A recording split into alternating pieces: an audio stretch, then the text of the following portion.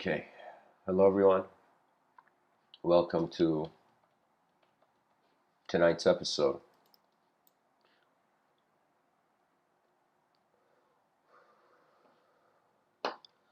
Waiting for days that were better to themselves. You see, there is a quote from the Sufi mystic poet named Attar. Attar says, "The secret of the sun can be yours, but you content yourself with motes trapped in its beams, as if you are the light of a universal sector, yet you are staring at the shadow, and I can't tell you, like, so many moments in my life when I think about the meaning of life. If you can't change things, the the minimum is, or how would I say,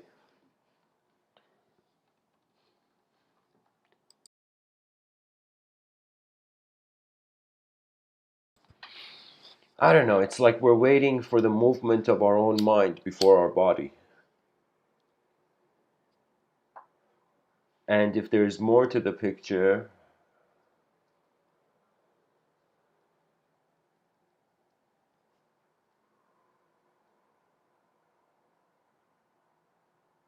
if there is more to the picture of self in this film of life,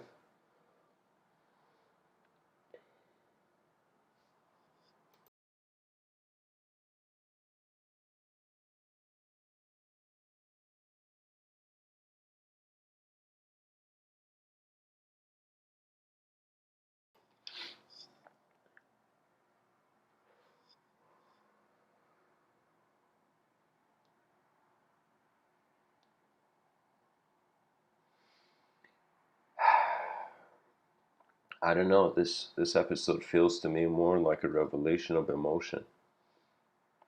There's been many days, just like this girl in the picture, I have found myself waiting, just waiting for the world to happen. You know, many people wait for days to be better, days that will be better. But they will not, many people are not better to themselves. I remember seeing this person who was being incredibly nice to the world, but they had forgotten themselves. There are some who are like that, they see their collective self before their individual self. But there are some who see their individual self, and for a long time they see their individual self, and then they realize the only thing left is the collective self.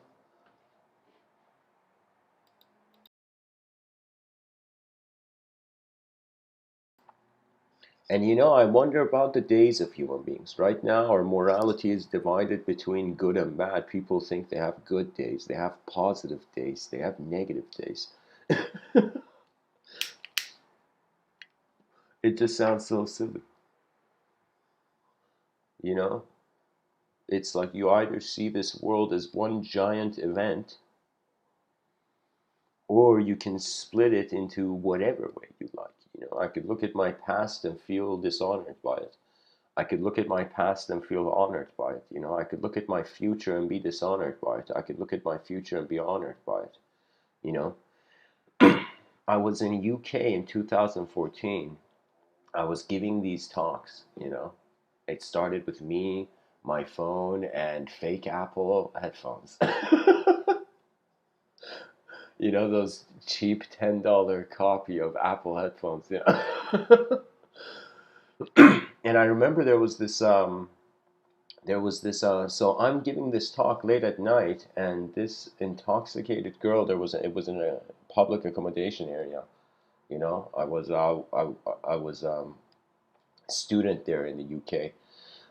And so I'm sitting there in the accommodation area, kind of giving this talk, and there's people who are drunk from different buildings running. And in the middle, I'm talking about, in my own silent corner, I'm talking about, metaphysical points.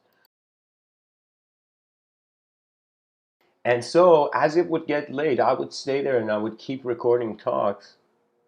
But I remember once I'm there sitting, And I suddenly see this very beautiful girl just comes and interrupts me, like as if I'm not doing anything there. And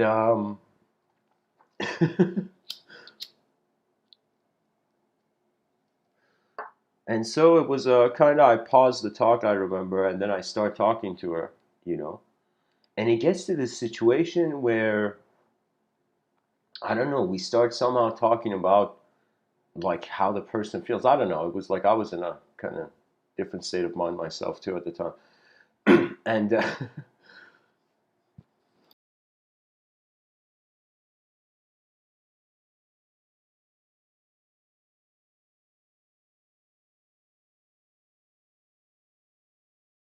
but I very clearly remember her. I don't know. I think I gave her a compliment or something, and she said, I remember saying something, and she was like, "I'm not beautiful." She was like so convinced that she was not beautiful. It was weird, you know.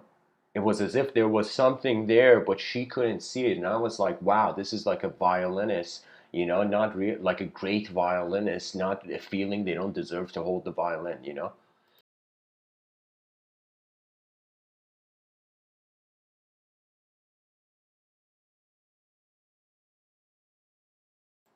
You know, it was a very insightful moment. It made me realize that we are not outer appearance bound and we're not even inner presence bound too much.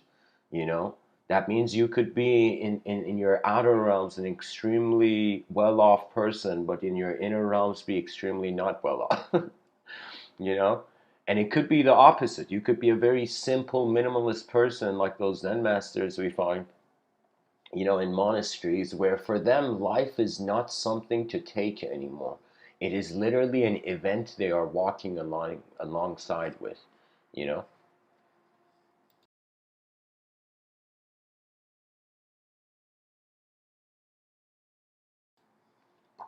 You know, in a previous talk, I spoke about the Kardashev scale and how there is three types of civilizations. A civilization type 1 that harnesses the power of its planet, then a civilization type 2 in the Kardashev scale, which harnesses the power of its sun, you know, and then we have the third type of civilization, a civilization that harnesses the power of its galaxy. This is in the Kardashev scale, guys. This is like in scientific circles, this idea is very familiar. Now, in this, it's about harnessing the energy of the environment, right? So the intelligence, the type of advanced civilization is really what we do with the energy that we are.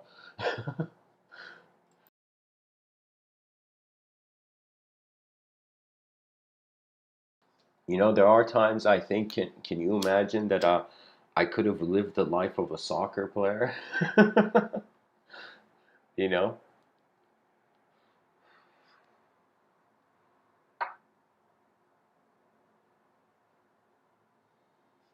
So there is something about honoring life as an event, experiential event, not just as an existential kind of valued story and spectrum.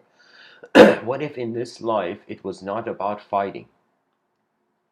You know, what if it was not about freedom? What if everybody became free, you know, fought for freedom and we got freedom? And then we were in the middle of that freedom, at the end of it, we were suddenly realized, oh my God, what were we doing chasing freedom? Was it about freedom or was it about the uniqueness of an event taking place that has never taken before? You know, that's really the motivation for the day. You know, first, when I was younger, I could tell you that my motivation was to wake up and know things. It was so adorable.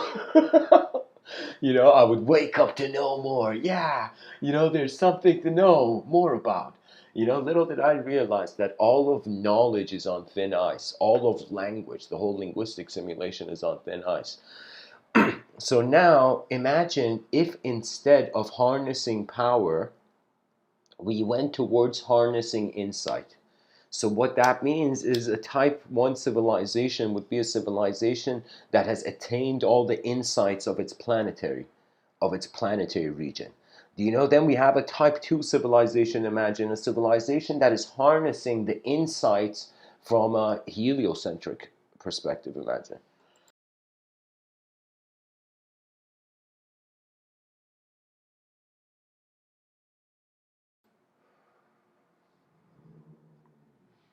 And a type 3 civilization would be a incredibly galactic identity. So we go from global identity to a solar identity to then a galactic, a purely interstellar identity, you know?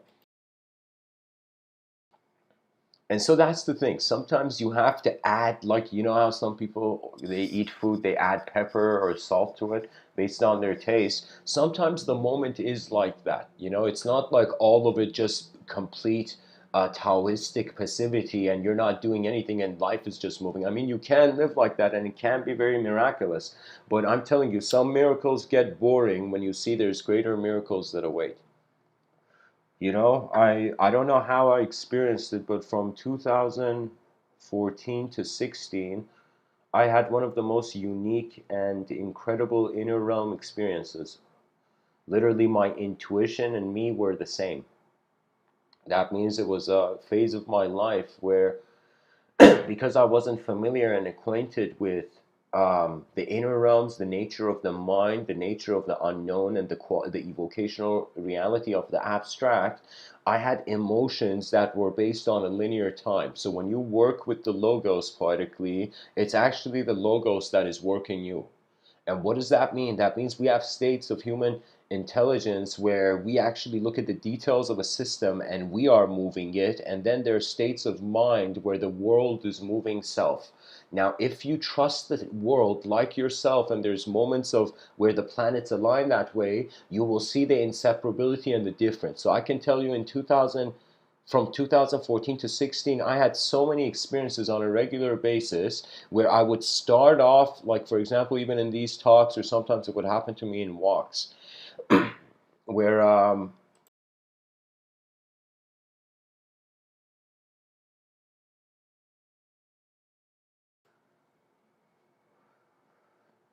I don't know what it is. I feel it is like world memory that gets activated through the self. That means think as if the planet is simultaneously an intelligent field that remembers everything. You know, something that nature has done is that it has given individual memory. What if we find that there is a part of the earth that is literally like the memory center of the planet?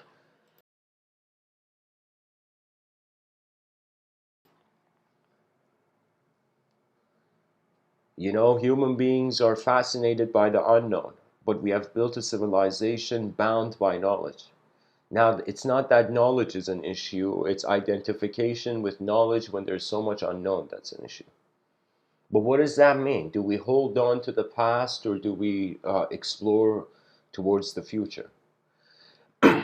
For me, I mean, I keep saying me, but really I'm speaking for my presence of attention.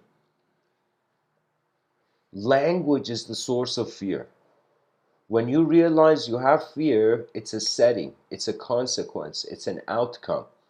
The outcome translates as frames of images, but it also translates as verbiage.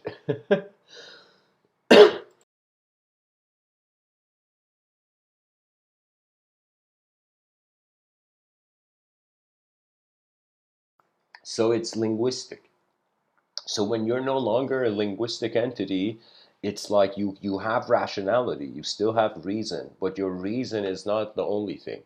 The reason becomes like it becomes like you saw the rational view and you're like, all right, what about the irrational view? And you also look at the irrational view. It's like for the first time we're reaching a point, I feel, in the evolution of the human being where the human being is not only conscious of the mobility of objects as itself, but is also conscious of the mobility of subjects as itself. So that consciousness is watching objects and subjects change as the years go by.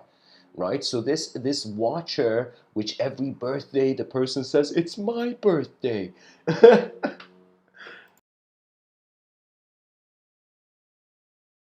Or like, you know, in this year, it's like not that we should forget culture, but I'm saying like, what if we one day realize that time was as much of a man-made idea as the idea of man? As if imagine there was a person who believed in God. Then somebody came to that person and said, it's man-made. Do you know how can you believe in God? Then the person turned around and said, if it's man-made, And if it's empty, then who is denying the man-made? Who is saying it's man-made if even the idea of man is man-made? Do you see? So we're in this weird situation with language where there was something there before we could identify with it. I found it strange that in many languages we say my mind, my body, my soul. Like, what the fuck? My? It's like the dude's trying to own the soul. It's like material habits gone into material lives, brushing off onto material lives. I feel something. There was this story about heaven and hell, but it wasn't. It was like in a religious context, but it's not a religious story. It's not like in a religious book. It's more like something that happened in culture due to religious ideology. And it's not religious ideology's fault. I'll be honest. It's like literally ink on a page cannot be extreme. It's the human brain that is reading the ink on the page. It has always been the human brain. Do you know? That means there can be made this argument that no one other than the prophet of every religion truly understood that religion. No one else understood it. No one else could see the same. They could believe in certain similar values, but never in the same eyes. You see, that's why, for example, in different traditions, the prophet, after there was the prophet, there was a bunch of people around the prophet. And so it was the words of many religions. They're like the messenger of each religion. They have a sort of atmosphere of words around them. You know But those are for history. As far as I'm concerned, when the person closes their physical eyes in this dimension, their mind is no longer an individual game.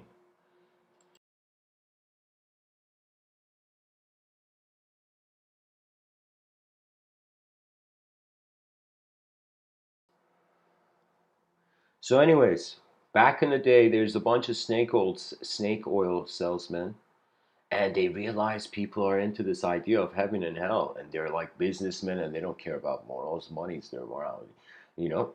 And so the weight of their wallet is their morality. And so what happens is these two merchants are like, all right, man, time to make a killing. And suddenly the next day, these two merchants, the snake oil salesmen, they open up this shop and they're selling real estate. And some people, there's like rich people in the town, they're like, oh, what's going on? A new booth?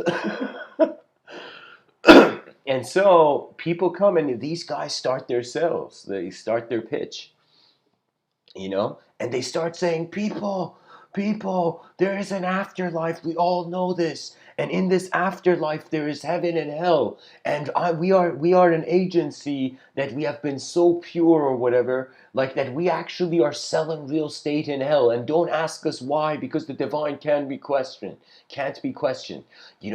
And people back in the day are like, holy shit, real estate in heaven? In the afterlife, I could buy a house in heaven. That's crazy. And the person would be, some people would think, what if these guys are like nonsense? But then there are other businessmen there were like, yo, I'm rich. Why not? Let me buy a house in heaven. It could be true. So we suddenly have a buzz going on and people lining up to buy this real estate in heaven. And the snake oil salesman were like, oh my God, these fools. And the snake oil salesman starts getting random, just blank pieces of paper, writing some nonsense on it. And here, sir, here's the land you own in the afterlife. And they're getting, paid for it, right? There's one guy who sees this. This one, you can say, a blue jay on a branch who suddenly has felt like an eagle, you know? And this one person is looking and he suddenly sees the show. He sees the behind the scenes of the delicious illusion. And he goes up to the two merchants, the snake oil salesman, you know, and he says, how are you guys selling real estate? How are you guys selling real estate from heaven? In the books, they say only God knows. How are you guys acting like God? Do you guys know how to talk to God?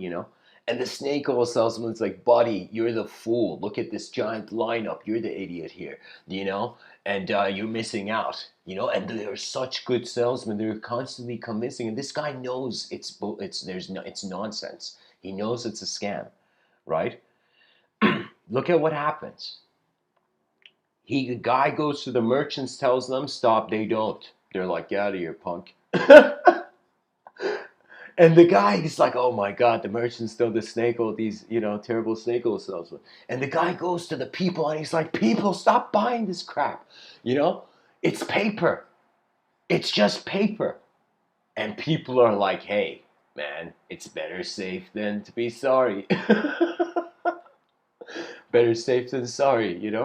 And the guy's like, holy shit. And younger generations of other rich people who in the city are like, okay, if the richest person's buying this fake land, we're going to buy it too. Time to be cool, Joneses style. And so this guy sees that he went to the snake oil salesman. He couldn't do anything. He went to the people and he's like, stop buying this crap. And then they at the same time, they were like, no. Now check this out. There's something to the guys. There is a moral to this. Like, I'll tell you why I'm sharing this. There's a reason I'm sharing it this intensely.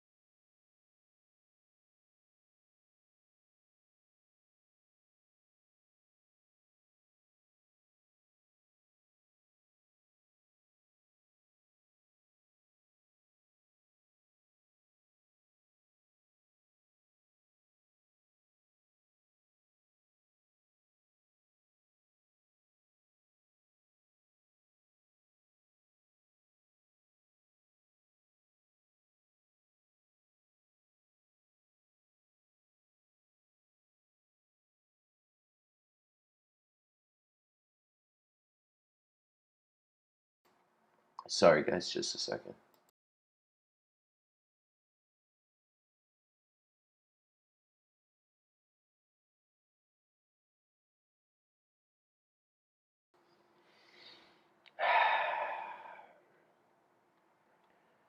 Sometimes I need a quick intermission. But guys, pretty much the kid's like, this is messed up. You know, this is a scam. And he goes back to the merchants. He suddenly thinks of something incredible, and he goes back to the merchants, and he suddenly stops acting like a rebel.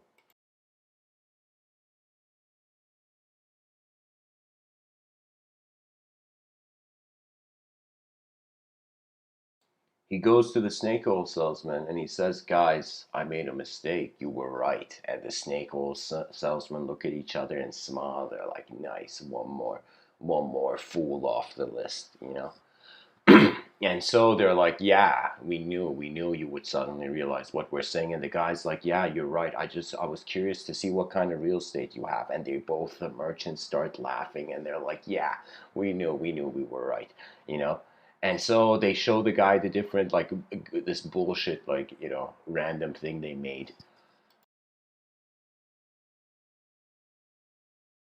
And suddenly the guy asks a strange question, the kid.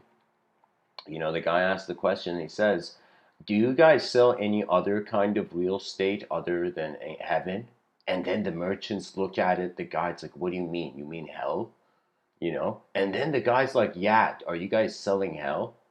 And the merchants suddenly look at each other and they're like, "Oh my God, this guy wants to buy hell." And they look at him and they're like, "Nobody wants hell, man. Everybody wants to go. So hell is very low price just for you." And they give actually a high price. And then the guy's like, "Okay, I want to buy all of hell if nobody wants it," you know? And the merchants are like, "Okay, yeah, just for you, man. Let me fix the papers," you know? And they fix the papers, you know, and they give the guy, he says, "You're the proud owner of hell now, sir," you know. And what happens is this guy looks at the hand. Literally, when one of the merchants gives the paper to the guy, the merchants feel like something off, right? The guy just holds the hand and smiles and says, "Thank you," you know, the kid, to them. He goes up to them with it, like the paper has a stamp of like their kind of snake oil salesman kind of brand. And what happens is the guy goes to all the people in the line and says, "Hey guys, you don't need to buy real estate in heaven. I'm the owner of hell and I'm not letting anybody in." And all the lineup is like, "Okay, if no, you're not letting anybody in hell, why? We are all going to go to heaven. So we all will have some real estate in heaven." So the line breaks and the scam is like that fog is gone from that part of the city.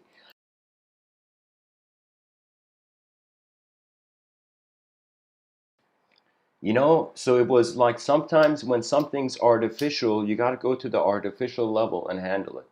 You know, sometimes when something is very real, you have to actually be real to handle it, you know.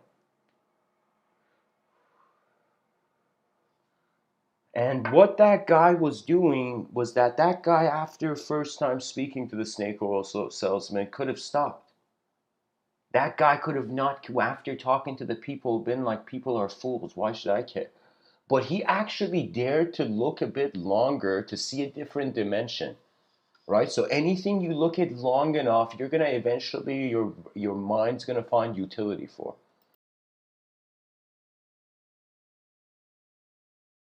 Just like with these talks, like I ended up just first talking about one thing, then I realized more and more as I gave the talks how else I could use the same space, you know.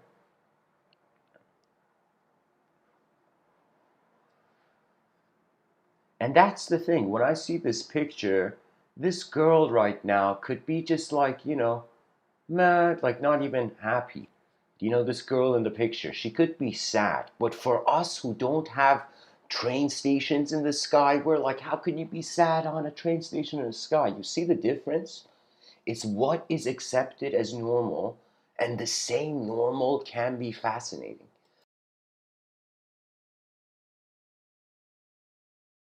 Like you show someone an iPhone 3, they're going to be like, how did you find that relic?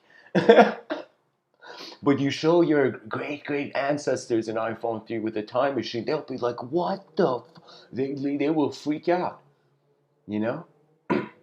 So that's the thing. It's like suddenly realizing that everything you have seen in your life is being imbued with the context of life from your eyes. You know, the Buddha had this thing he would say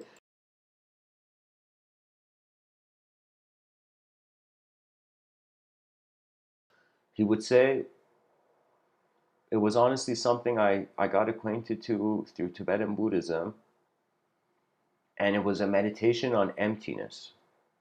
And pretty much the meditation was like find something in whatever, just look at an object and just for a second keep looking at that object and realize that if someone else was looking at that object would mean something else to them. So technically objective stuff doesn't have a mind, doesn't have a nature. Like in, you know what I mean? That means a cup isn't good or bad. A cup isn't evil or, you know, honorable, you know?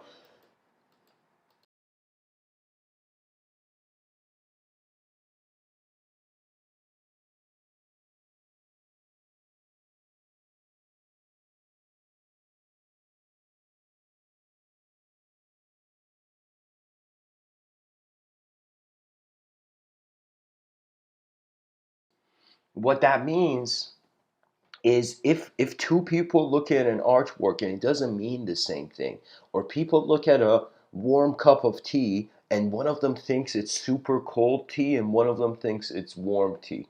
Do you know what I mean? It's like every person, their eyes, it gives life to the moment in different ways. And if you look at even the young child psychology, at the age of 8, the child looks at a teddy bear and it's like, this is my best friend. You know, the child is literally imbuing the object, the animate toy, the inanimate toy, with the animate vitality of the mind. So technically, the mind is the life generator in the form. The mind is generating life in form,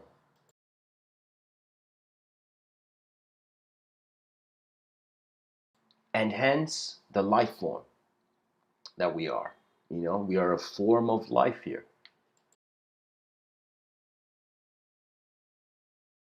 By the nature of being this kind of form of life, a lot of other types of forms of life are is made inaccessible to us.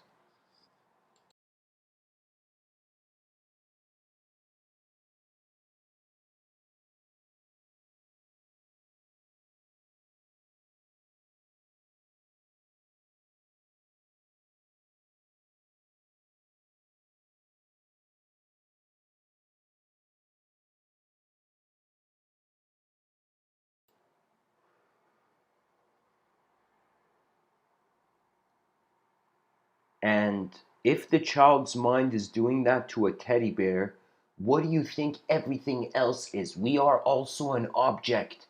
We are an object which, when we look at, just like that teddy bear, the child looks and animates. When you look at your body, you're animating. You're imbuing that life. So technically, we can say there has only been the mind's life and only the body's form.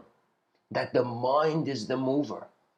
And when there's 8 billion minds on one planet, it try to fathom the advancement of that movement.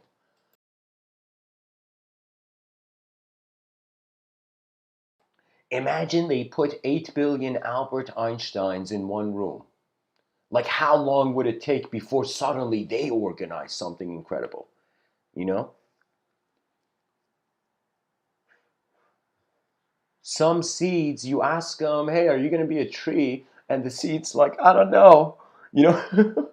Some seeds, you ask them, are you going to be a tree? And the seed's like, you want to see my fruits? I can show them to you. What that means is the seed already knows it's going to be its design.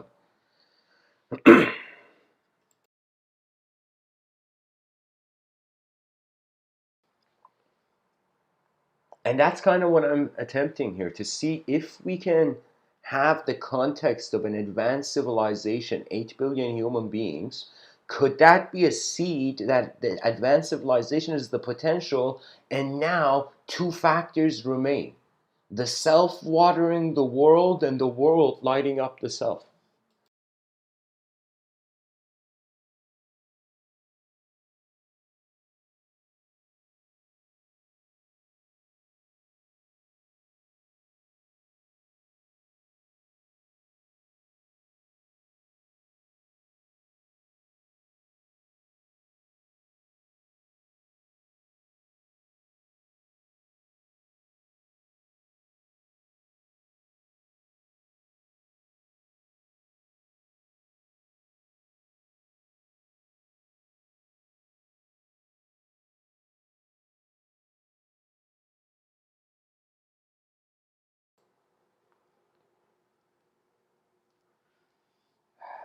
By the way, welcome everyone in the chat section. Something I gotta keep remembering to post. The Discord community has moved, changed, guys. For through the side door, people are welcome to join the Discord community found in the Patreon.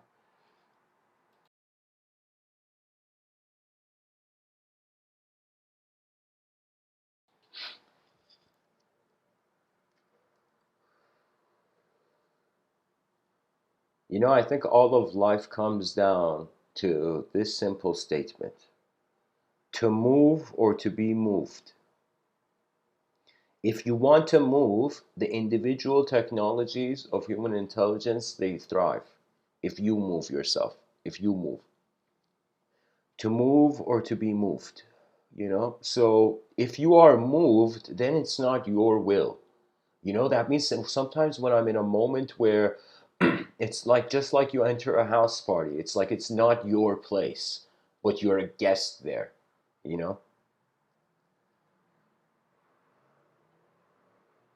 I mean, based on, of course, you know, ignorant actions, emotions change. You know, sometimes I feel we're so tired of being perfect in our inner realms that we just want to be sometimes treated in an imperfect way. You know, there was a psychologist who was saying that it's like, because life is an experiential journey, once you experience one side, you might want to experience the other side. You know, but what does that really imply if, again, you're an object that is imbuing your self nature? You know, that means if the Buddha was like all objective phenomena in the realm is hollow and it doesn't have a nature, and it's the mind that's giving a nature. So technically the mind is giving its own body a nature, just like, again, that whole teddy bear point, right? So if the mind is giving itself value, then the question comes, what is the person waiting for if you are dictating the shape of how the moment is waiting? You know?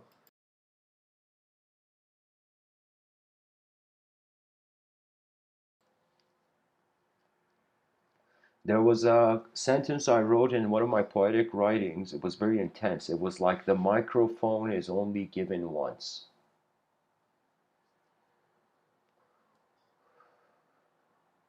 Do you know what I mean? Like, so much of the world, a construct of self, so much of the self, a construct of the world. In the middle of this, we're like, yeah, like, you know, Braveheart, freedom, you know? I think what's happening is that it's becoming an archaic revival of the pure free will.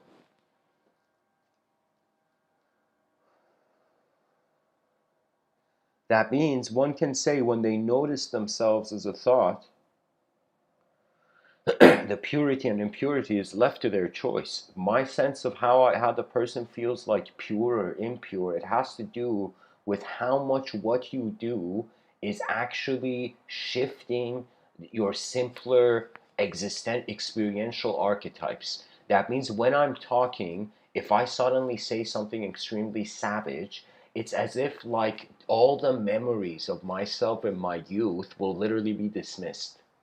So there is something that when a person is rude, it's like the iceberg of their intelligence breaks. Like there is that case.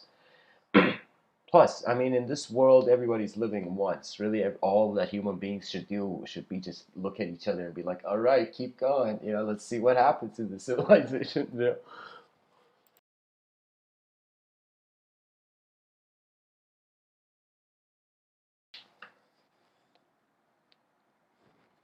And you know what's even cool? What's even more fascinating about this picture is that there is probably glass. You see the chairs beside the girl's like left, to the left of the girl, there is like four chairs. You see how between there is four chairs on the other side. That's a window. That's a glass window. You know? And the power of this technology to just a chunk of land to just stay there in the air without wind blowing it is like, Probably magnetic power.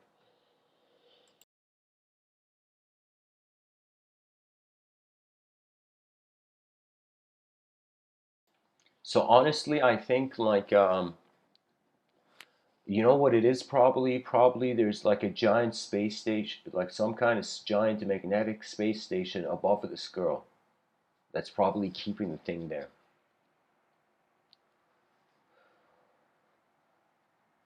But I don't know. Like the thing about it, it's like it just what do you do with a brush in your hand and an empty page? After some point, you become interested in literally your own expression. I was having a discussion with someone yesterday in the School of Athens, in the servers. It was about skill and how if the person compares themselves to others, you actually are comparing yourself to that which is not your intelligence. But if you compare yourself to yourself and you try to surprise your own self in whatever you do by attempting it maxed out, it will become very interesting after a while, you know? That means for me, really, like endless people could come and say you're doing something wrong, you shouldn't be doing this, or what are you doing? And for me, what I hear their voices, yet I know they don't see my eyes, you know. So then the only person who has seen your eyes is you. So when it becomes a comparison with your own self, then it becomes a strange, fast update, you know? Like the karma is different when you are jealous of your future self.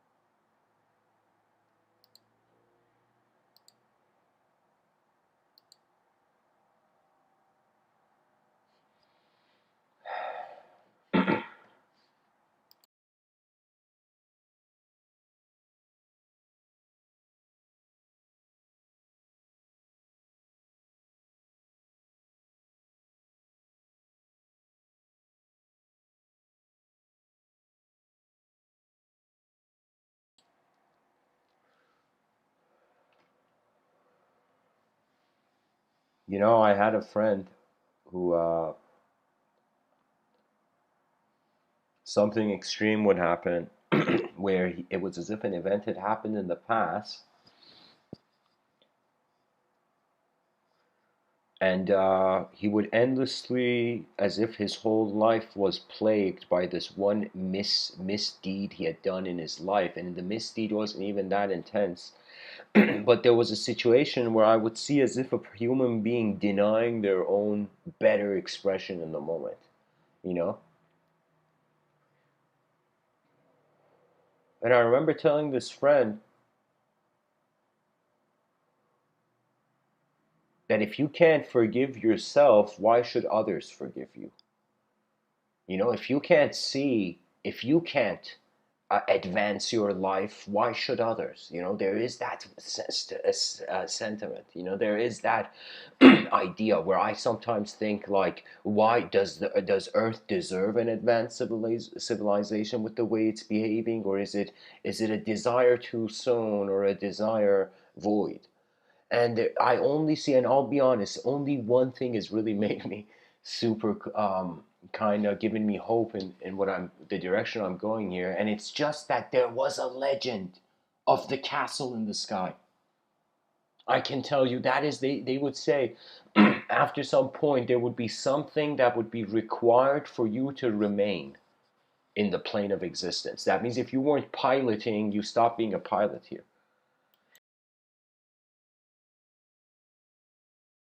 Pretty much this plane of existence is like pilot or be piloted. You either use your free will or you are in the movement of the will of nature. And the wise can walk a harmonious symbiosis with the two. It's as if like the person's like, sometimes I can't live with people. And then you're like, oh my God, I gotta live with like the whole species now.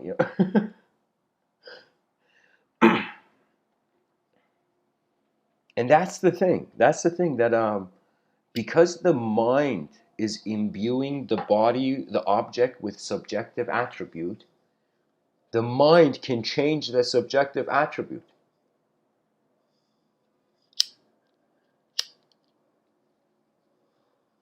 The mind can change. That's the whole point. That's what we forget when we think our conditioning is too heavy, when we think we can't change anymore.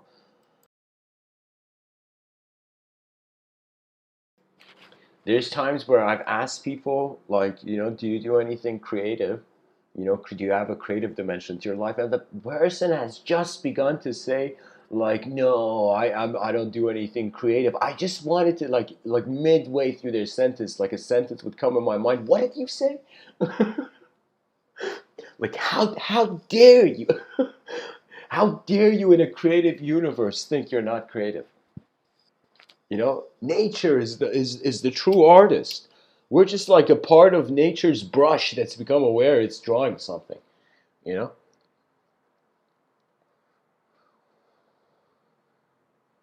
So that's the thing. It has because the mind is imbuing it. So ultimately, there's a relationship with an objective self, and then there's a relationship with an objective world where the will of that objective world is different than the will of the objective self.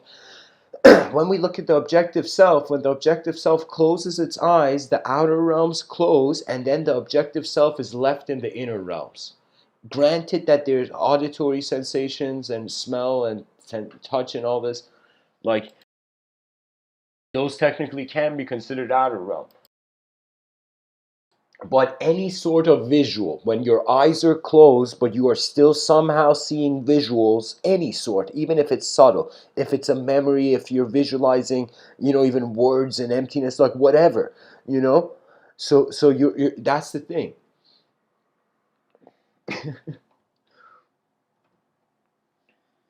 When you realize your mind is like space that has a soul, your mind is like the soul of space.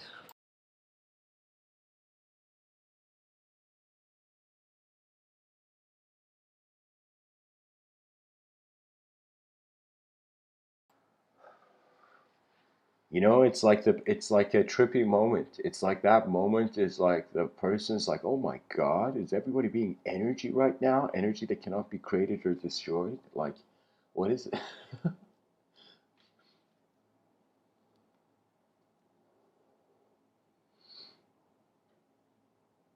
The mind is a movement. It's a living movement beyond the definitions of the individual's free will. Yet this doesn't mean we should stop being individuals. It means we should. It's like after you have like the whole master servant dynamic where they would say the mind is a lousy master but the mind is a good servant. The whole implication of that is like after your mind has experienced serving the outer realms and then mastering the outer realms, athletes are pretty much on this path. Similarly, it becomes something where after you have mastered your outer realms, as you get older in life, especially as robots take our jobs, we have no choice but to pay attention to our inner realms.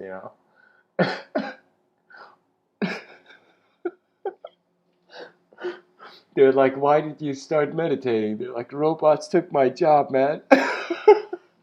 What else can I do after that? Oh man, that's hilarious.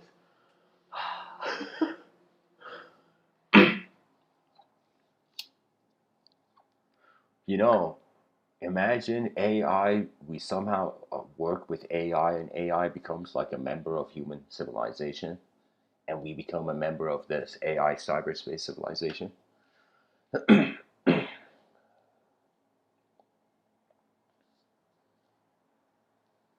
The AI, imagine, sees human beings do something so savage where even the super intelligent computer was like, oh my God, these animals. Can you imagine the human species being so savage that it's embarrassed in front of its own AI? Super intelligent.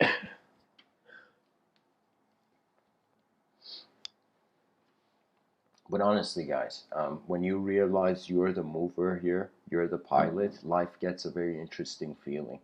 You realize you're responsible for the absence of meaning as much as the meaning that's full in your life. Do you know? That means like with that moment where the person wakes up in the morning, they don't wake up being like, I believe in this and that, you know, it's like they just wake up. It's like a silent moment. So really actually there is a silent state. This is why I was thinking that in the future, the educational system, imagine like the first 30 minutes of class, it's like a silent meditation. Literally, everybody is sitting in silence. It doesn't matter who the person was, what they did, they're just sitting in the silence of the classroom. You know? That means the kid comes in, everybody is sitting in this silence, then the actual thing begins. You know, and the whole point of the educational system would be if the student doesn't experience 10 minutes of silence, they can't pay attention. You know, if you can't be for 10 minutes completely silent, your mind's going to be all over the place. So you're going to be listening, for example, to the lecturer or the teacher speak, and then the teacher's going to say like some word. I'll give you an example. Like my real name is Amin. Like in biology class, I was following the teacher. This is what it means. Suddenly the teacher said amino acids, and literally I went into my own daydream. You know, you know.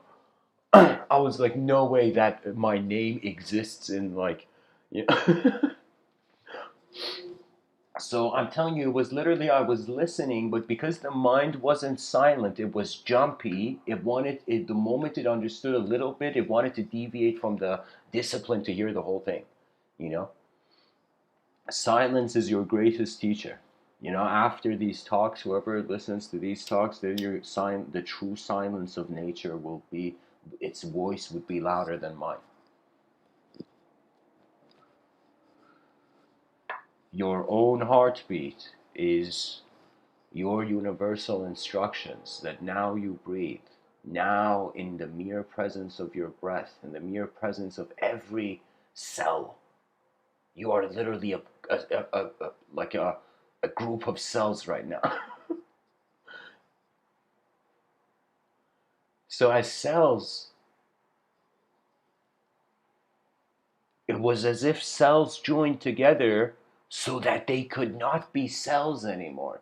Do you see the evolution of the simple into the complex without the simple being lost? The simple is the building block of the complex. So if we want to build a complex advanced civilization, we have to first build a simple advanced civilization. The simplest way. That means literally like every person wakes up in whatever work environment they're in, they're like, whatever, let me just see if this was an advanced civilization, what would be the most efficient way for things to happen. And I'm telling you, then the joys of the mind will be found. Then you see why people read back in the day. How we were always searching for the reanimation of the lived experience behind our eyes. You know, that was the whole point of revelation, right? Now, regardless of how serious you take it, we are a revelatory creature. We are a creature that its whole point in this life is to reproduce, so gets to see. It gets to see the movie. Do you know? And so it's like that's the whole point where we're trying to get our species to continuously see this movie. But as they're seeing this movie and as they are directing themselves as actors in this great grand cosmic stage, do you know? There is also inefficiency. And what does that mean?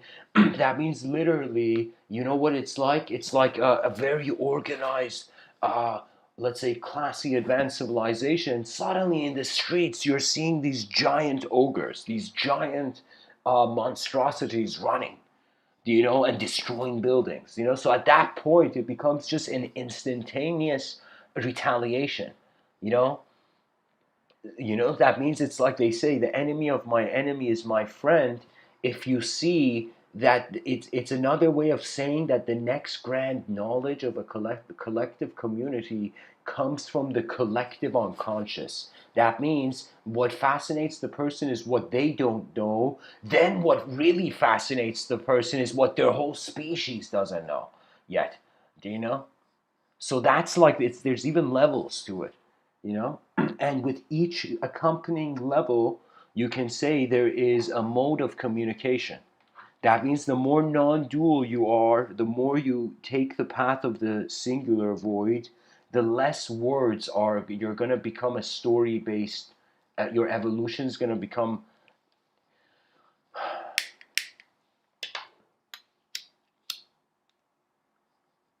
I mean, what can I say? We're ants on a hill. If you suddenly are no longer an ant and you have become the intelligence of the whole hill, or like let's say we're bees and you've become the beehive suddenly as while being a bee in the middle, because that's the implication.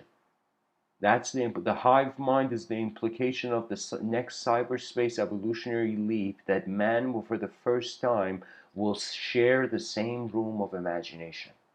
Like right now, every person listening, you're in your own room, I'm in my own room. I call this the inner realm. Everybody's looking from their own eyes, right? But our inner realms, it's not really somewhere where we have eyes. It's where images, language, sound, and whatever sensory description or classification has been made so far is found. So there is a strange rhythm to this life that you at first mask it. You at first cover the world with endless narrative, do you know? But then deep down you will feel something is not accurate, you know? And you can say it's the honesty, which is the master's touch upon the masterpiece. That means without honesty, you can do no masterpiece. Because after some point, it's just a raw effort. Nobody knows how long things remain here, you know? So it's like while you have an instrument in your hand, while you're in a symphony orchestra of 8 billion, do you know, play your instrument, you know? What else can we do when we know that all instruments will be put down, yet what if the melody keeps going?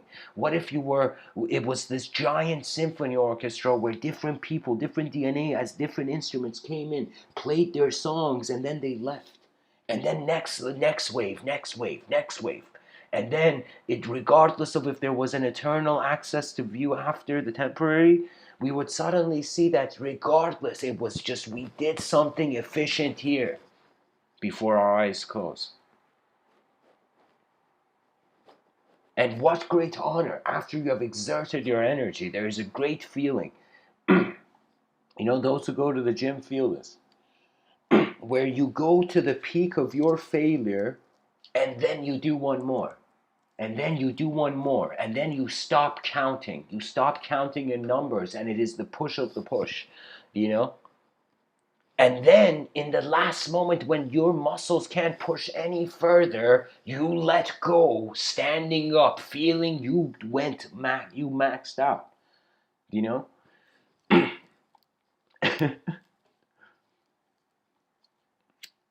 Something personal to share from my own life in Toronto, in my high school. Um,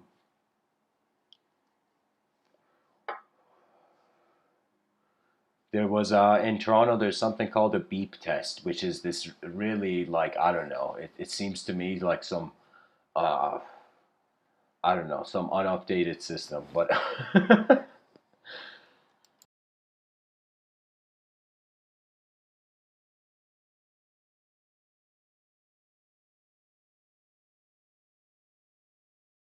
pretty much it's this thing called the beep test. I think it's honestly for a military recruit thing. They just brought it into you know Canadian high schools as a physical exercise, you know. And so what this test is that you got to run 100 times across a court. I think it's half a court, you know, and you got to run 100 times with every beep, right? And I have asthma, sport asthma, like an asthma that comes only when I run for like 20 minutes nonstop.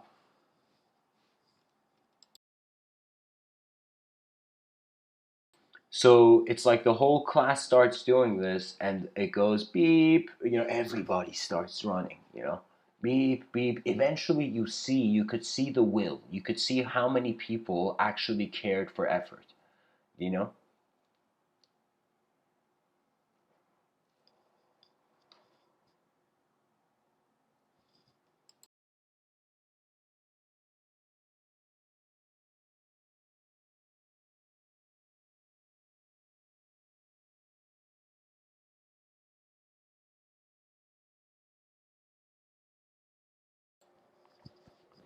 I remember only 3 people remain, and I'm one of the last 3. Everybody kind of comes down, but now something strange is happening where I am gasping. Literally, the sound I was doing for my breath and the intensity, and I went to the max, and I got to the 83rd beep, and I was like the 3rd person to end it off, right? And then I just went and sat down in the corner, and I just realized like the limits of the genetics, you know? You know, and I just lied down on the ground just breathing, you know? But it was a moment where, because I went all out and I couldn't do anything else, there was no regrets.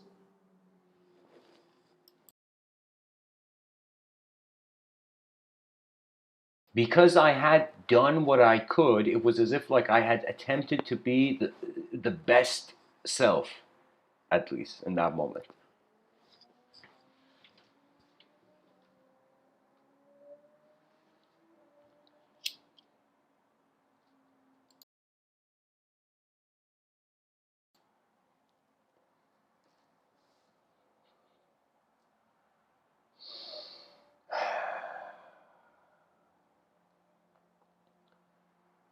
You know, what is this life but energy being like a wind that is pushing leaves forward?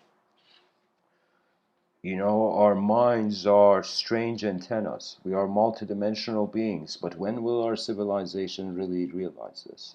You know, how long will, as Ludwig Wittgenstein says, language be the limits of our world? For how long? For how long a creature limited to just mouth noises that were set in stone? That what if there is so many ways that the world is moving and the human being could see, and now more than ever we have to usher ourselves towards a galactic society? What does the galactic society mean? It means that on a long enough time span, human beings will get bored of the imagery on Earth, and they will look at the stars and feel the strange nostalgia. When that nostalgia occurs, it occurs for all species. You know why? Because every human being has been seeing where they can't go. Do you know? And that stays in your attention. And when you see there is a cosmos, there is an endless sky. That endless sky in your subconscious is staying there as a door, as a sort of axis of perception, right? So subconsciously, there is an entertainment of endless selves, because the sky is endless. Because the mind noticed the optical illusion can be malleable.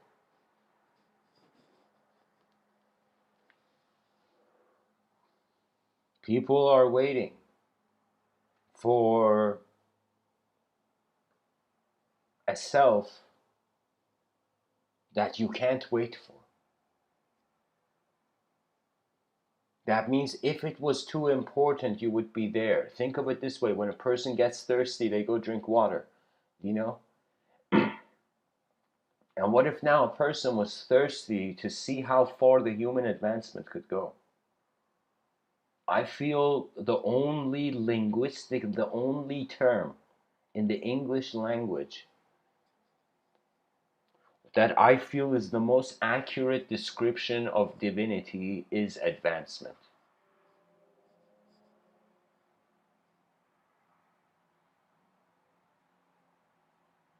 That will be the law of laws.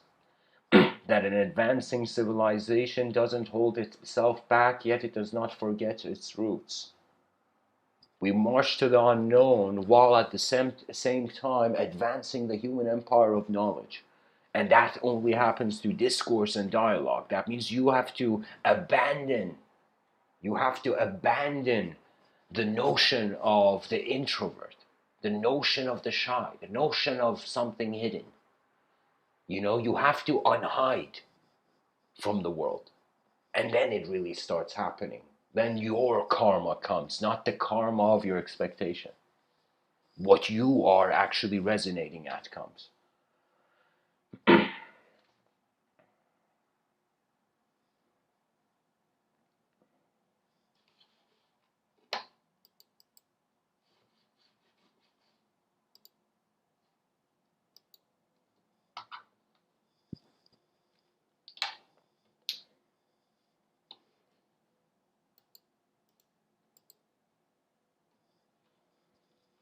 There's a quote I want to share with you guys. Hold on, I'll share it in the chat section. It's quote from Said Nursi. This very this guy was a person who he would look at 2 pages of a book and instantly memorize everything that was on it. Literally imagine you're turning the pages of a book. At every second he would turn a page of a book, he would instantly, as if like his mind would take a photo of each page and process it, you know? Sag Nursi, this mystic, let's go into a quote tunnel.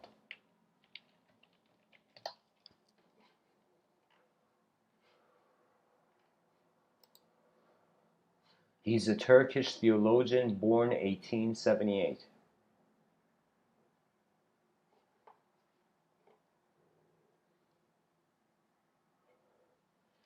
Sag Nursi says, in divine unity and the affirmation of it, divine beauty and dominical perfection become apparent. If there was no unity, that pre-eternal treasury would remain hidden.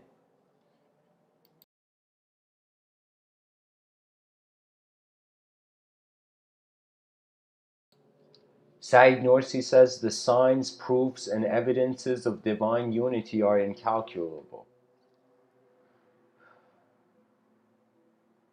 Sag Nursi says, the origin of all revolutions and corruption and the spur and source of all base morals are just 2 sayings. The first saying, so long as I'm full, what is it to me if others die of hunger?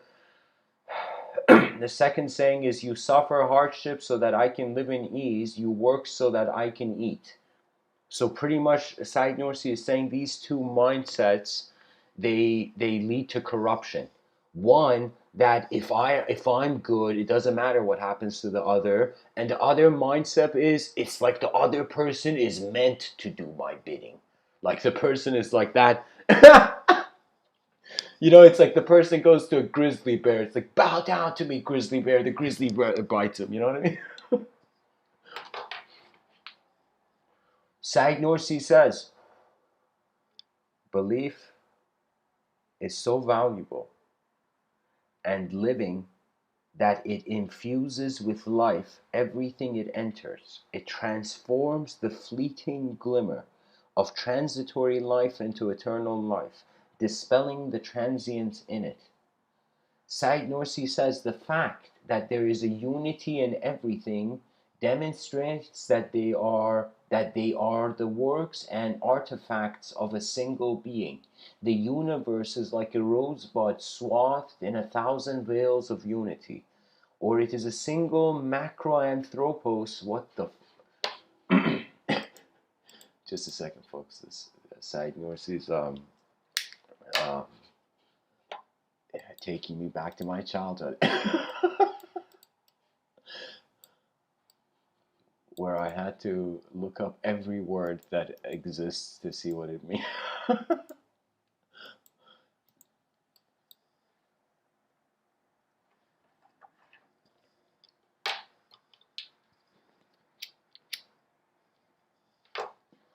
Macroanthropos, I mean, what could that mean? Okay, a macro view on the group, pretty much like he's saying like a seller to,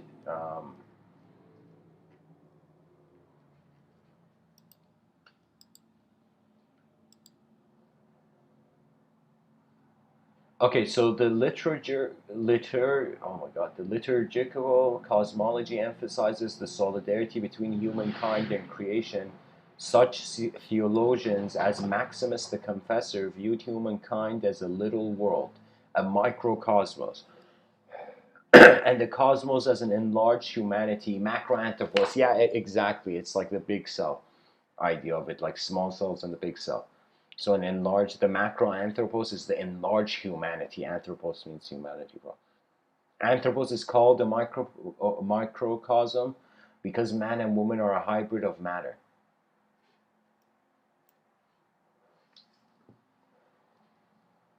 Hybrid of matter, and there's more to this.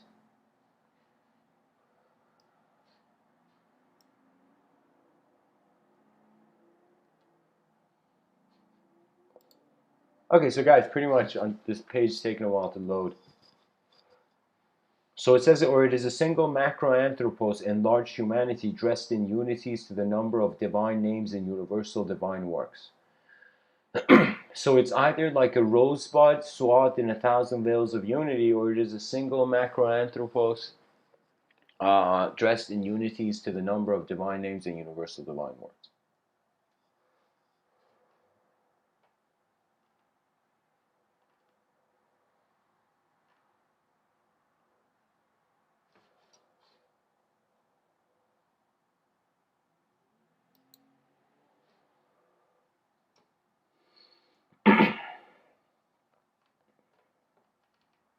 Said Nursi says, at the resurrection there will be the return of spirits to their bodies, the revivification of the bodies, and the remaking of the bodies.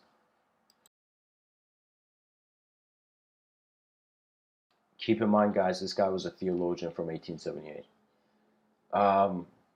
Said Nursi says, the beauty of a finely worked object points to the beauty of the craftsmanship. The beauty of the craftsmanship points to the beauty of the name which was the source of the craftsmanship. The beauty of the name of the craftsmanship, the beauty of the name of the craftsman's art points to the beauty of the craftsman's attributes manifested in that art.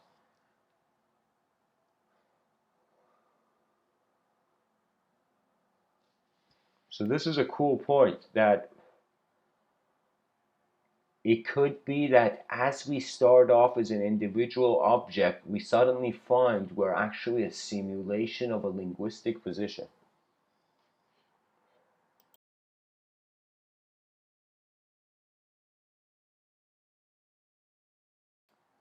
Said Nursi says, the giver of existence is eternally existent.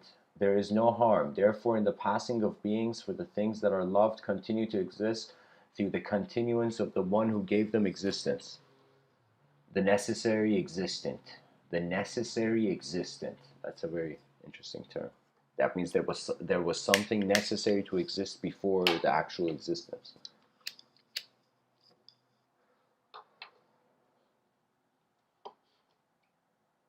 Said Nursi says, if you can visualize the whole of spring and see paradise with the eye of belief, you may understand the utter majesty of everlasting beauty.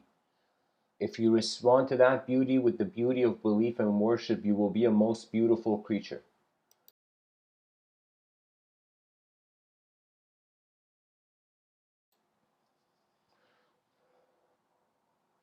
So guys, it's kind of like a suggestion that it's not about processing our sight only. It is about getting access to an experience of such a more beautiful way the world is happening, that it's as if your attention goes on to the experiential novelty. Let's call it the Buto novelty factor, or the beauty novelty factor. That the novel has to be beautiful. You know, what's his name? Paul Dirac, this physicist. You know, he wrote equations on antimatter, and I don't know if he wrote equations on. I think he wrote equations on antimatter, but he had this comment where he's like, if there is to be in one equation to have the whole universe inside that equation, it has to be beautiful. Like it has to be like E equals mc squared.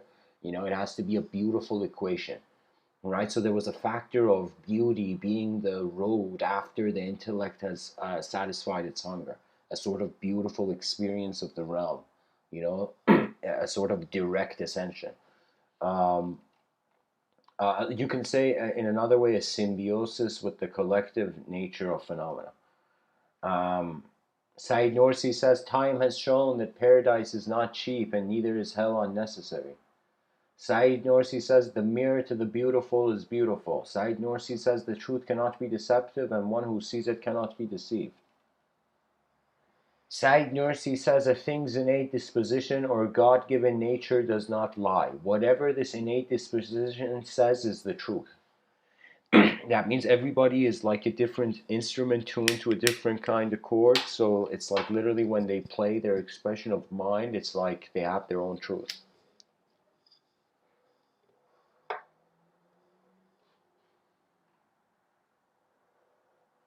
You know, the truths of the inner realms it's technically nobody's business because nobody can see your inner realms like you. But the truth of the outer realms is everybody's business. And it's even beyond the archetype of business. It's the ability of the species to respond beyond its own self-imposed challenge. Sagnorsi says, when I was 10 years old, I had great pride in myself, which sometimes even took the form of boasting and self-praise. Although I myself did not want to, I used to assume the air of someone undertaking some great work and mighty act of heroism. Yeah, of course. I mean, we get old after some point, you know. But the whole point is that the energy, when it's there, use it. Side note, she says, I can bear my own sorrows, but the sorrows arising from the calamities visiting Islam and Muslims have crushed me. I feel each blow delivered to the Muslim world is delivered first to my own heart. Side note, she says, creation's highest aim and most sublime result is belief in God. The most exalted rank of humanity is knowledge of God. So knowledge of God, and God is an inconceivable notion, technically means knowing the unknown. I mean, what else can people say? You either stare at the knowledge or you look at the unknown. There's what else can human beings really say?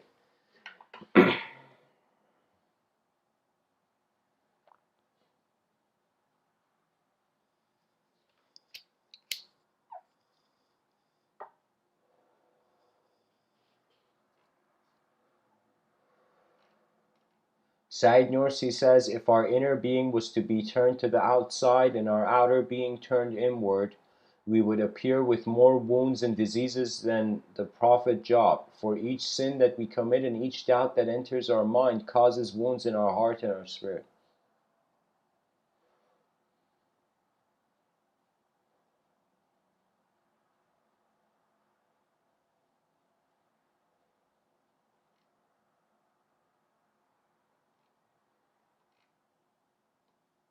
There is this, to be honest, the quote I was looking for that made me even think of this person. It's here. It says, worry, this is the quote, guys. Worry itself is an illness, since worry is an accusation against divine wisdom, a criticism of divine mercy. That means if you have the religious lens, there's no reason to be worried because this world is not your responsibility. You know, you have a responsibility to be in it in a certain way, but the world is not responsibility. It's like, why should the person care about like advanced technologies when God's holding the steering wheel, right? So it becomes a situation where man has to see, also in religious books, it has said that God has given you a mind to use it, right? It is the phenomena of creation has been used to be expressed, right? Isn't that the whole notion? Aren't people trying to behave in the right way to be in accordance with the divine mercy? You see? So what I'm saying is that either way, it's like we can choose to run away from the outer realms and seek an inner realm truth, or we can choose to run away from our inner realms and just stay in an outer realm truth that eventually is as temporary as our body. So we have to kind of make do with what there is, I think, as a species. And ultimately, what would that mean? That would mean each human being playing the greatest symphony of their DNA in their life, attempting their great work just to see who they would be. And I think an advanced civilization will automatically arise, you know? That means it's like the advanced communicators are the shepherds of the mind of the civilization, you know?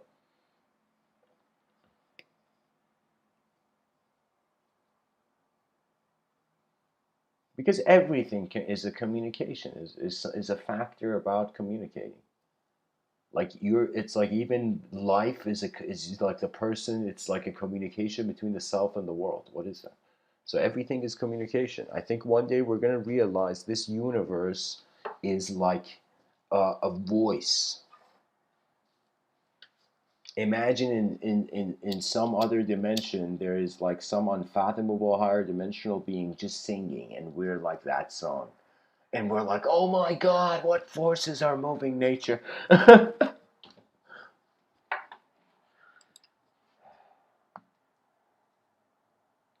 You know, Said Nursi has this quote where he says, I am not free and independent, I am a traveler with duties.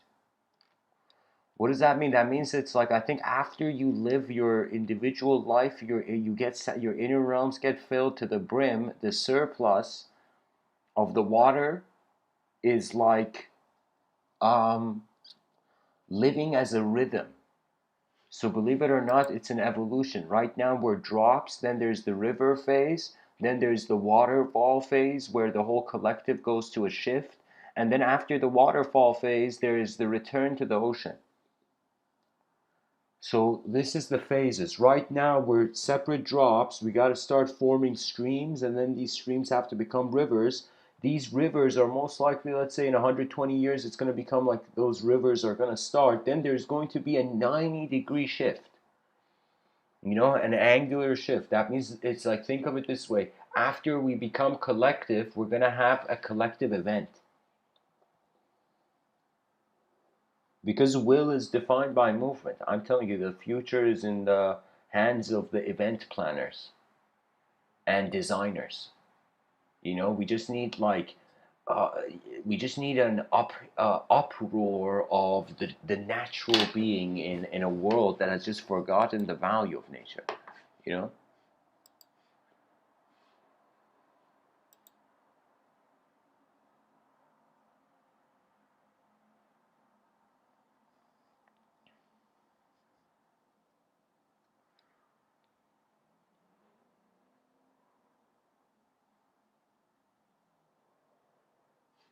So guys, I'm gonna create some options for the audience engagement factor.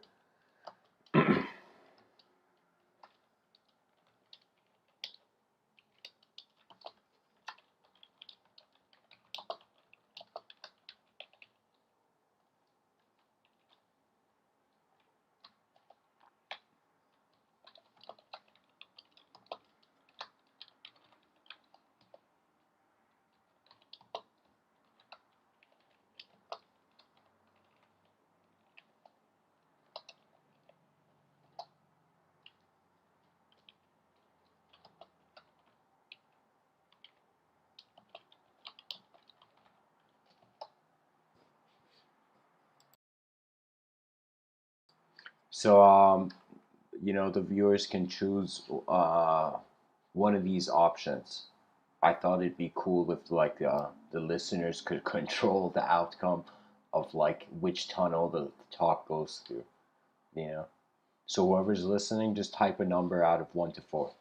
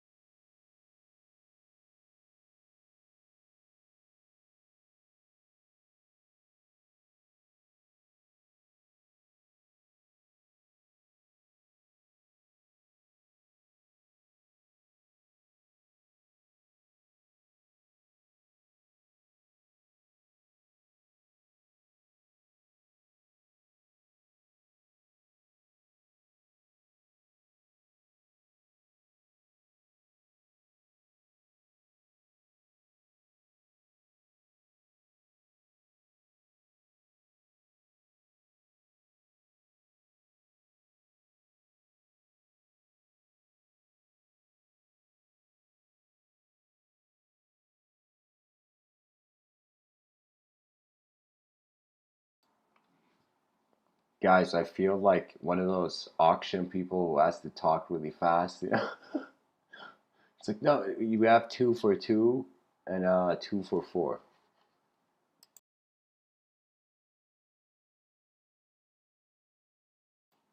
Okay, so sci-fi and the poetry are in competition, so let's limit it between 2 and 4. So people choose between 2 and 4, and we'll see.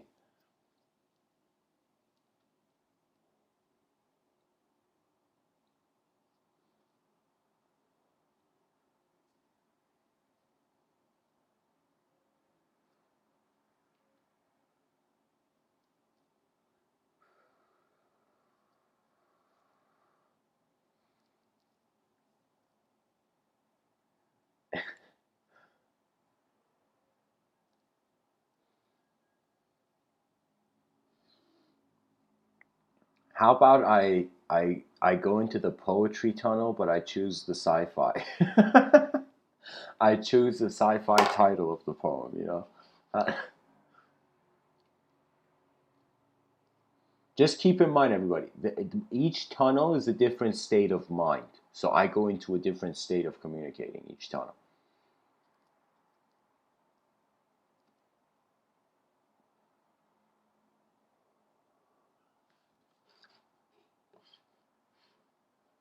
Okay, one person chooses between 2 to 4, it decides. You know? Someone listening to this right now, not seeing the chat section, is gonna be like, yo, what is this guy saying?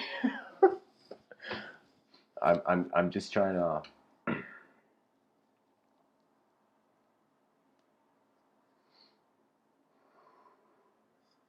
Okay, you think it's done the unthinkable. Okay, guys, let's go with the poetry. But now, because the poetry is that, I would say, um, we go from tweak to you think, and then to Kushbu or Javi in the chat section to choosing a number. So we're gonna actually go with the poetry tunnel, but then we're the tweak and you think get to choose a number first. You know.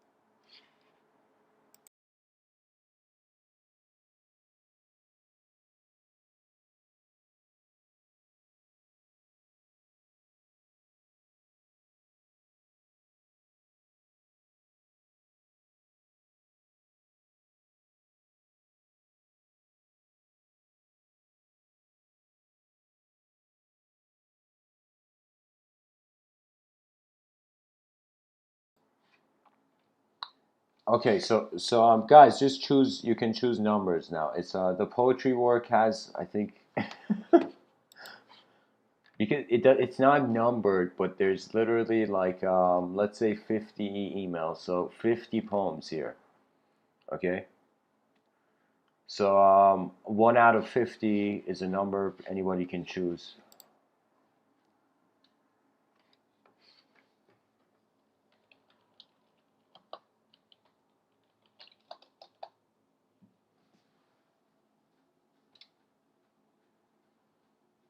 I think you think wants to know what the meaning of life is.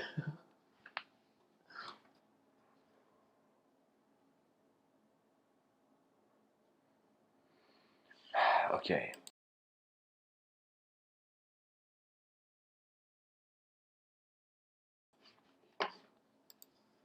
Okay, so 42. Okay, that's 1,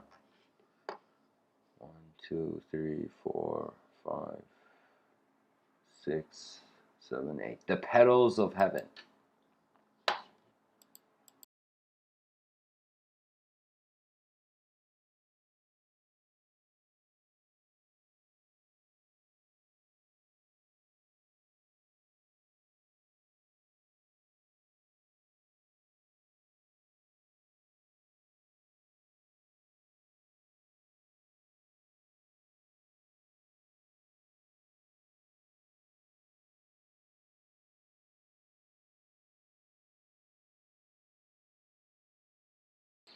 So if the talk could be seen as a flight, we're now flying through a tunnel, the poetry tunnel, and the poetry collection is called Starlight Sanctuaries, and the poem is called The Petals of Heaven, written on November 15, 2015, 10:25 a.m.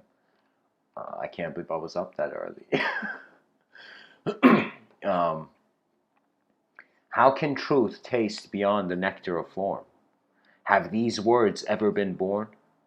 What makes the simple rise beyond complexity? Is the spiritual dimension lost to words?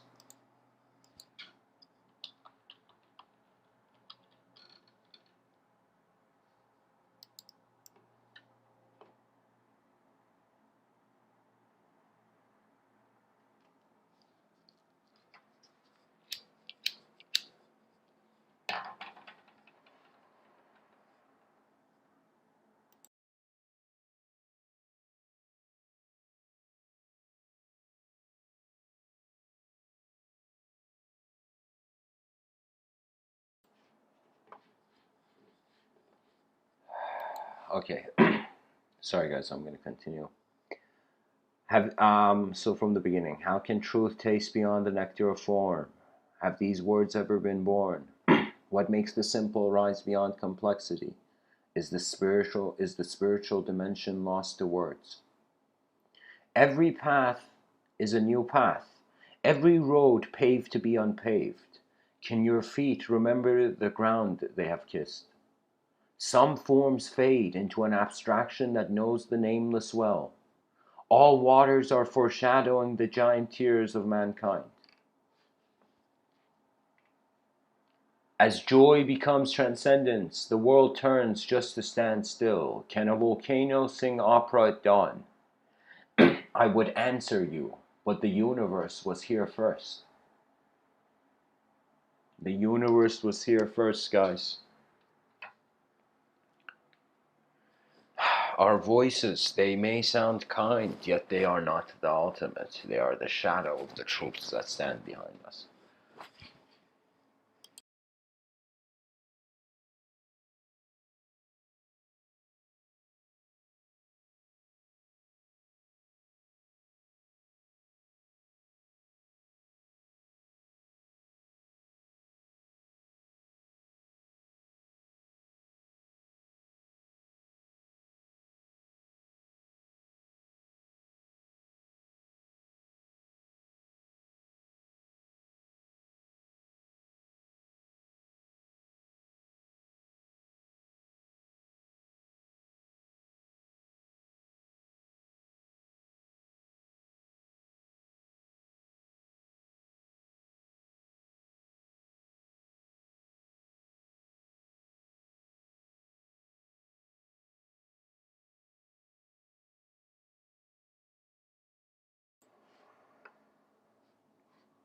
You know, guys, to be honest, I notice I might have to end the talk a bit sooner. So the people, Javi, uh, and Kushbu,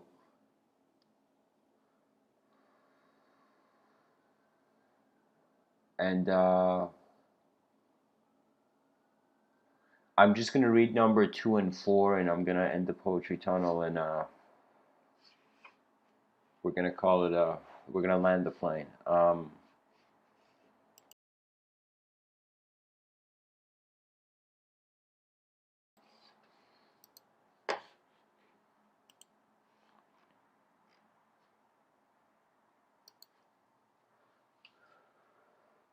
The second poem from Glowing Madness is called Immaculate Sovereignty.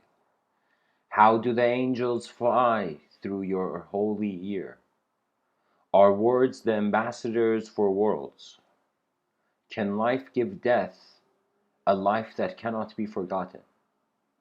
All movements are serene in the motion of a still instant. Is truth a noble task beyond the mask? What gives form a formless hue? Can the glare in the eyes of the beholder be dropped? Sovereignty is immaculate when it finds its origin in nothing. Many fill up their pockets just to see the romance, once their pants off. All life abides to all life. Every great graph began from a meaningless point. Don't believe in the ignorance of the past. Be the clarity of now.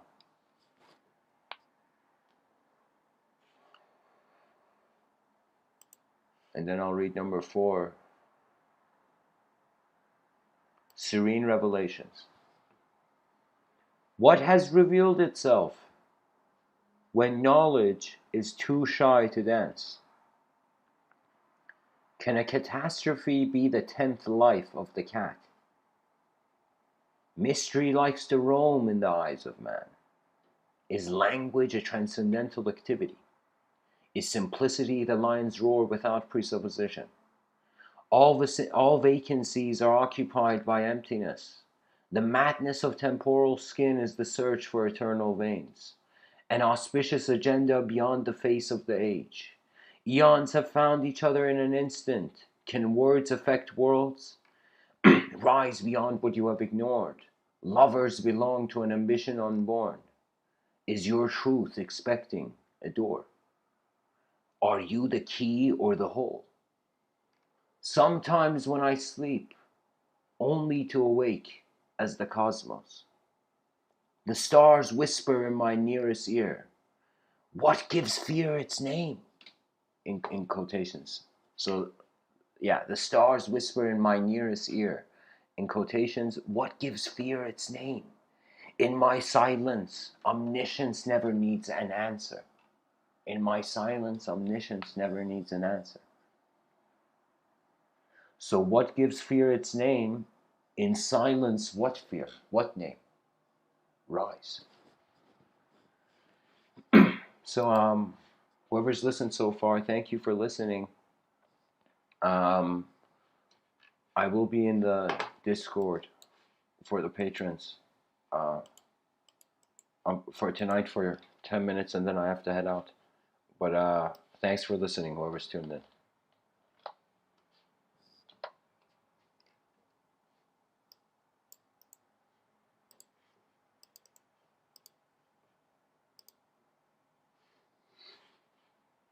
Much blessings and namaste.